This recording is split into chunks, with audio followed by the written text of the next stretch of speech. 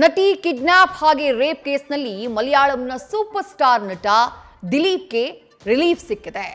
ಕೋರ್ಟ್ನಲ್ಲಿ ಖುಲಾಸೆಯಾಗಿದ್ದಾರೆ ನಟ Dilip. ಮಲಯಾಳಂನ super star ಆಗಿದ್ದವರು, comedy ಸಿನಿಮಾಗಳ ಮೂಲಕ ದೊಡ್ಡ ಮಟ್ಟದಲ್ಲಿ ಹೆಸರನ್ನ ಮಾಡಿದ್ದಂತಹ ನಟ. ಅಂಥ ನಟನ ವಿರುದ್ಧ ರೇಪ್ ಒಂದಕ್ಕೆ ಸಂಚಲನ ರೂಪಿಸಿದ ಆರೋಪ ಕೇಳಿಬಂದಿತ್ತು. ನಟಿಯ ವಿರುದ್ಧ ತಮ್ಮ ವೈಯಕ್ತಿಕ ಆಕ್ರೋಶಕ್ಕೆ ರೇಪ್ ಮಾಡುವುದಕ್ಕಾಗಿ ಸುಪಾರಿ ಕೊಟ್ಟಂತಹ ಆರೋಪ ನಟ ದಿಲೀಪ್ ಅವರ ವಿರುದ್ಧ ಕೇಳಿಬಂದಿತ್ತು. ಆ ಕೇಸ್ನಲ್ಲಿ ಸುಮಾರು 6 ವರ್ಷಗಳ ಕಾಲ ಪ್ರಕರಣದ ವಿಚಾರಣೆ ನಡೆದಿದ್ದು, ಘಟನೆಯಾಗಿರುವುದು 2017ರಲ್ಲಿ. ಅದಾದ ನಂತರ 2020ರಲ್ಲಿ ಕೋರ್ಟ್ನಲ್ಲಿ ವಿಚಾರಣೆ ಆರಂಭ ಆಗುತ್ತೆ. ಸುದೀರ್ಘ 5-6 ವರ್ಷಗಳ ಕಾಲ ನಡೆದಂತಹ ವಿಚಾರಣೆಯಲ್ಲಿ ನಟ ದಿಲೀಪ್ಗೆ ಫೈನಲಿ ಖುಲಾಸೆ ಮಾಡಿದೆ ಕೋರ್ಟ್. ಅವರ ವಿರುದ್ಧದ ಆರೋಪವನ್ನ ಸಾಬೀತು ಮಾಡುವುದಕ್ಕೆ ಸೂಕ್ತ ಸಾಕ್ಷ್ಯಗಳಿಲ್ಲ ಅನ್ನುವಂತಹ ಕಾರಣಕ್ಕಾಗಿ ನಟ ದಿಲೀಪ್ರನ್ನ ಖುಲಾಸೆಗೊಳಿಸಲಾಗಿದೆ. ನಿರ್ದೋಷಿ ಅಂತ ಹೇಳಿ ತೀರ್ಪನ್ನ ಕೊಟ್ಟಿದೆ ನ್ಯಾಯಾಲಯ. ಎರ್ನಾಕುಲಂನ ಸೆಷನ್ಸ್ ಕೋರ್ಟ್ನಿಂದ ಬಂದಿರುವಂತಹ ಆದೇಶ ಇದು. ನ್ಯಾಯಾಧೀಶರಾಗಿರುವಂತಹ ಹನಿ ಎಂ ವರ್ಗೀಸ್ ಅವರು ತೀರ್ಪನ್ನ ಕೊಟ್ಟಿದ್ದಾರೆ. 2017ರಲ್ಲಿ ದಿಲೀಪ್ ವಿರುದ್ಧ ಕೇಸ್ ದಾಖಲಾಗಿತ್ತು. ಕೇರಳದಲ್ಲಿ ದೊಡ್ಡ ಮಟ್ಟದ ಸಂಚಲನವನ್ನ ಈ ಪ್ರಕರಣ ಮೂಡಿಸಿತ್ತು. ಯಾಕಂದ್ರೆ ಯಾವ ನಟಿ ತನ್ನ ಮೇಲೆ ಅತ್ಯಾಚಾರದ ಪ್ರಯತ್ನ ಆಗಿದೆ, ತನ್ನನ್ನ ಕಿಡ್ನಾಪ್ ಮಾಡಲಾಗಿದೆ ಅಂತ ಹೇಳಿ ಆರೋಪ ಮಾಡಿದ್ರು, ಆ ನಟಿ ಮಲಯಾಳಂನಲ್ಲಿ ಸೂಪರ್ ಸ್ಟಾರ್ ಆಗಿದ್ದಾಕೆ. ಆಕೆಯು ಹಲವು ಸಿನಿಮಾಗಳ ಮೂಲಕ ಹೆಸರು ಮಾಡಿದ್ದಂಥ ನಟಿ. ಕೇವಲ ಮಲಯಾಳಂ ಮಾತ್ರ ಅಲ್ಲ, ಬೇರೆ ಭಾಷೆಯಲ್ಲೂ ನಟಿಸಿದ್ದಾರೆ. ಕನ್ನಡದಲ್ಲೂ 3-4 ಸಿನಿಮಾಗಳಲ್ಲಿ ಕಾಣಿಸಿಕೊಂಡಂತಹ ನಟಿ. ತನ್ನ ಕರಿಯರ್ನ ಉತ್ತುಂಗದಲ್ಲಿದ್ದಂತಹ ಸಂದರ್ಭದಲ್ಲಿ ಆಕೆಯನ್ನ ಕಿಡ್ನಾಪ್ ಮಾಡಲಾಗುತ್ತೆ. ನವೆಂಬರ್ 2017ರ ರಾತ್ರಿಯ ಸಂದರ್ಭದಲ್ಲಿ ಒಂದು ದಿನ ಆಕೆಯನ್ನ ಕಿಡ್ನಾಪ್ ಮಾಡಲಾಗುತ್ತೆ. ಫೆಬ್ರವರಿ 17ನೇ ತಾರೀಕು. ಅದಾದ ನಂತರ ಆಕೆಯ ಮೇಲೆ ಲೈಂಗಿಕ ದೌರ್ಜನ್ಯ ನಡೆಯುತ್ತೆ. ಗ್ಯಾಂಗ್ ರೇಪ್ನ ಪ್ರಯತ್ನ ಆಗುತ್ತೆ. ಅದನ್ನ ವಿಡಿಯೋ ರೆಕಾರ್ಡ್ ಮಾಡಲಾಗುತ್ತೆ. ಅದಾದ ನಂತರ ಆ ನಟಿ ಹೋಗಿ ಕಂಪ್ಲೇಂಟ್ ಅನ್ನ ಕೊಡ್ತಾರೆ. ಪ್ರಕರಣದ ವಿಚಾರಣೆ ಮಾಡಿದಾಗ ಆರೋಪ ಕೇಳಿ ಬಂದಿದ್ದು ನಟ ದಿಲೀಪ್ ಅವರ ವಿರುದ್ಧ. ಆಗ ಇಡೀ ಮಲಯಾಳಂ ಸಿನಿಮಾ ರಂಗ ಆಘಾತಕ್ಕೆ ಒಳಗಾಗಿತ್ತು. ಯಾಕಂದ್ರೆ ನಟ ದಿಲೀಪ್ ಮಲಯಾಳಂನ ಒಬ್ಬ ಸೂಪರ್ ಸ್ಟಾರ್. ದಶಕಗಳ ಕಾಲ ಸಿನಿಮಾಗಳನ್ನ ಮಾಡಿದ್ದಾರೆ. ತಮ್ಮ ಹಾಸ್ಯಮಯ ಸಿನಿಮಾಗಳ ಮೂಲಕ ಜನಮೆಚ್ಚುಗೆಯನ್ನ ಗಳಿಸಿದ್ದಂಥ ನಟ. ಅಂಥ ನಟನ ವಿರುದ್ಧ ಇಂಥ ಆರೋಪ ಕೇಳಿ ಬಂದಾಗ ಎಲ್ಲರೂ ಆಘಾತಕ್ಕೆ ಒಳಗಾಗಿದ್ರು. ಈ ಪ್ರಕರಣ ನಡೆದು ಬಂದಂತಹ ಹಾದಿ ಯಾವ ರೀತಿಯಾಗಿದೆ ಅದನ್ನ ಗಮನಿಸೋಣ. ಕಳೆದ 9 ವರ್ಷಗಳ ಹಿಂದೆ ನಡೆದಂತಹ ಒಂದು ಕೇಸ್ ಇದು. 2017ನೇ ಇಸವಿ ಫೆಬ್ರವರಿ 17ನೇ ತಾರೀಕು ಕೇರಳದ ಕೊಚ್ಚಿಯಲ್ಲಿ, ನಾನಾಗ್ಲೇ ಹೇಳಿದೆ, ಸೂಪರ್ ಸ್ಟಾರ್ ನಟಿಯಾಗಿದ್ದಾಕೆ. ಆಕೆಯನ್ನ ಕಿಡ್ನಾಪ್ ಮಾಡಲಾಗುತ್ತೆ. ಸುಮಾರು 2 ಗಂಟೆಗಳ ಕಾಲ ಕಿಡ್ನಾಪ್ ಮಾಡಿ ಲೈಂಗಿಕ ದೌರ್ಜನ್ಯವನ್ನ ಎಸಗಿದಂತಹ ಆರೋಪ ಕೇಳಿಬಂದಿತ್ತು. ಇಡೀ ದಕ್ಷಿಣ ಭಾರತದ ಸಿನಿಮಾ ರಂಗವನ್ನ ನಡುಗಿಸಿದ್ದಂತಹ ಘಟನೆ ಇದು. ಯಾರೋ ಒಬ್ಬ ಮಹಿಳೆಯಲ್ಲ, ಆಕೆ ಬೇರೆ ಬೇರೆ ಭಾಷೆಗಳಲ್ಲಿ ನಟಿಸಿದ್ದಂತಹ ನಟಿ. ಕನ್ನಡದಲ್ಲೂ ಕೂಡ ಆಕೆ ನಟಿಸಿದ್ದಾರೆ. ಮಲಯಾಳಂನಿಂದ ಅವರ ನಟನಾ ಜರ್ನಿ ಆರಂಭ ಆಗಿತ್ತು. ಅಂಥ ನಟಿಯನ್ನ ಕಿಡ್ನಾಪ್ ಮಾಡಿ ಅತ್ಯಾಚಾರ ಎಸಗಲಾಗುತ್ತೆ.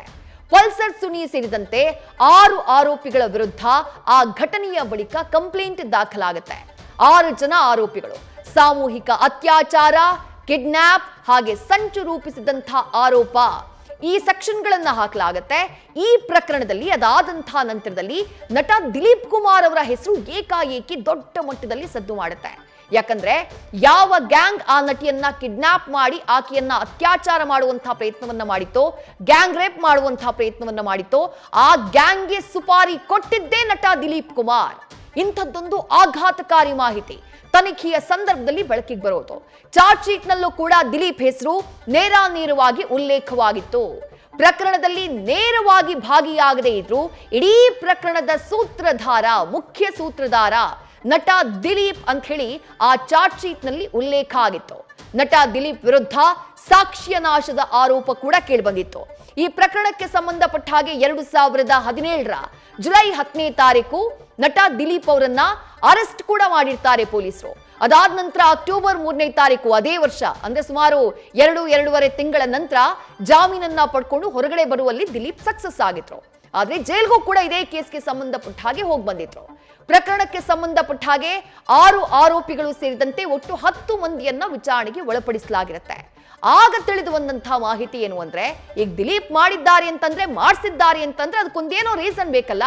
ಆಗ ಕೇಳಿ ಬಂದಂತಹ ಕಾರಣ ಏನು ಅಂದ್ರೆ, ನಟ ದಿಲೀಪ್ಗೆ ಮತ್ತೊಬ್ಬ ಆಕೆಯ ಜೊತೆ ಸಂಬಂಧ ಇದೆ ಅಂತ ಹೇಳಿ ಪತ್ನಿಗೆ ಮಾಹಿತಿಯನ್ನ ಈ ಸಂತ್ರಸ್ತ ನಟಿ ಹೋಗಿ ನೀಡಿದ್ರಂತೆ. ಈ ಸಂತ್ರಸ್ತ ನಟಿ ಹಾಗೆ ದಿಲೀಪ್ರ ಈಗ ಮಾಜಿ ಪತ್ನಿ, ಮೊದಲ ಪತ್ನಿ ಮಂಜು ವಾರಿಯರ್, ಆಕೆ ಕೂಡ ಮಲಯಾಳಂ ಇಂಡಸ್ಟ್ರಿಯ ಸೂಪರ್ ಸ್ಟಾರ್ ನಟಿ. ಆಕೆಗೆ ದಿಲೀಪ್ಗೆ ಇದ್ದಂಥ ಈ ಅಫೇರ್ ಬಗ್ಗೆ ಹೋಗಿ ಮಾಹಿತಿಯನ್ನ ಕೊಟ್ಟಿದ್ದು ಸಂತ್ರಸ್ತ ನಟಿ ಅನ್ನುವಂಥ ಒಂದು ಟಾಕ್ ಇದೆ. ಆ ಕಾರಣಕ್ಕಾಗಿ, ಆ ವೈಯಕ್ತಿಕ ದ್ವೇಷಕ್ಕಾಗಿ ನಟಿಯ ಅತ್ಯಾಚಾರಕ್ಕೆ ನಟ ದಿಲೀಪ್ ಸುಪಾರಿಯನ್ನ ಕೊಟ್ಟಿದ್ರು ಅನ್ನುವಂಥ ಆರೋಪ ಇದೆ. ಇದರಿಂದಾಗಿ ನಟಿಯನ್ನ ಕಿಡ್ನಾಪ್ ಮಾಡಿದ್ರು ನಟ ದಿಲೀಪ್ ಹಾಗೆ ಗ್ಯಾಂಗ್ ಅನ್ನುವಂಥ ಆರೋಪ ಕೇಳಿಬಂದಿತ್ತು. ಬಹಳ ದೊಡ್ಡ ಮಟ್ಟದಲ್ಲಿ ಚರ್ಚೆಯಾಗಿತ್ತು. ಆ ಬಗ್ಗೆ ಚಾರ್ಜ್ ಶೀಟ್ ಕೂಡ ದಾಖಲಾಗುತ್ತೆ. ಆ ಚಾರ್ಜ್ ಶೀಟ್ ನಲ್ಲೂ ದಿಲೀಪ್ ಪಾತ್ರವನ್ನ ಉಲ್ಲೇಖ ಮಾಡಲಾಗುತ್ತೆ. ಆದ್ರೆ ಆ ಟೈಮ್ನಲ್ಲಿ ರಿಯಾಕ್ಟ್ ಮಾಡಿದ್ದಂತಹ ನಟ ದಿಲೀಪ್, ನಾನ್ ತಪ್ಪು ಮಾಡಿಲ್ಲ, ಪ್ರಕರಣದಲ್ಲಿ ನನ್ನನ್ನ ಸಿಲುಕಿಸಿದ್ದಾರೆ ಅಂತ ಹೇಳಿ ವಾದ ಮಾಡಿದ್ರು. ಅದೇ ಆಧಾರದ ಮೇಲೆ ಕೋರ್ಟ್ನಲ್ಲಿ ವಿಚಾರಣೆಯ ಸಂದರ್ಭದಲ್ಲೂ ಕೂಡ ತಮ್ಮ ವಾದವನ್ನ ಮಂಡಿಸಿದ್ರು ನಟ ದಿಲೀಪ್. ಕಿಡ್ನಾಪ್ ಹಾಗೆ ಅತ್ಯಾಚಾರ ಕೇಸ್ನಲ್ಲಿ ನಟ ದಿಲೀಪ್ರನ್ನ 8ನೇ ಆರೋಪಿಯನ್ನಾಗಿ ಮಾಡಲಾಗಿರುತ್ತೆ.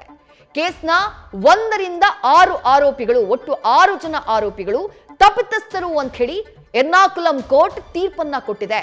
ಅಂದ್ರೆ ಕೃತ್ಯ ನಡೆದಿರೋದು ನಿಜ, ನಟಿಗೆ ಅನ್ಯಾಯ ಆಗಿರೋದು ನಿಜ, ಆಕೆಯ ಮೇಲೆ ಗ್ಯಾಂಗ್ ರೇಪ್ ಆಗಿರೋದು ನಿಜ, ಅದರ ವಿಡಿಯೋ ರೆಕಾರ್ಡ್ ಮಾಡಿರೋದು ನಿಜ, ಆಕೆಗೆ ದೌರ್ಜನ್ಯ ಮಾಡಿರೋದು ನಿಜ.